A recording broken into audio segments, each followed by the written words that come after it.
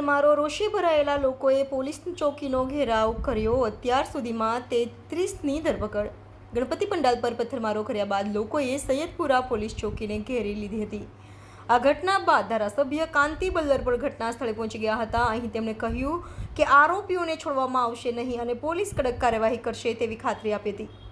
ગુજરાત સહિત દેશભરમાં ગણેશ ઉત્સવ પૂરજોશમાં ચાલી રહ્યો છે। લોકો બપ્પાની આસ્થામાં લીન છે। આવા સંજોગોમાં સુરતના સૈયદપુરા વિસ્તારમાં અસામાજિક તત્વો દ્વારા ગણપતિ પંડાલ પર પથ્થરમારાની ઘટનાને પગલે વાતાવરણ ગરમાયું હતું, જે બાદ રોષે ભરાયેલા લોકોએ પોલીસ ચોકીનો ઘેરાવ કર્યો હતો। મળતી માહિતી મુજબ ગુસ્સે ભરાયેલા લોકોએ સૈયદપુરા પોલીસ ચોકીને ઘેરી લીધી હતી।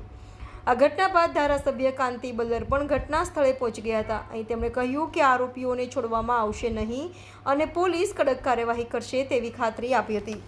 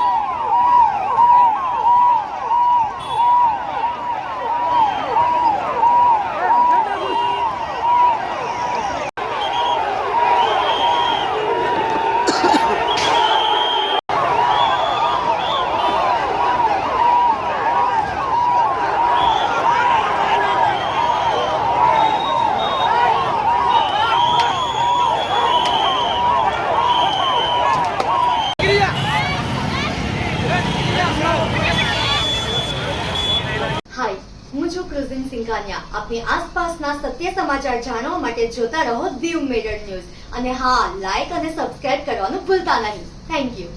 પંચાયતને દીવ મિરર ન્યૂઝની ટીમને દિલથી હું ખૂબ શુભેચ્છાઓ પાઠવું છું, જે ગુજરાતના તમામ સમાચારો સૌપ્રથમ આપની સમક્ષ રજૂ કરે છે। જય માતાજી।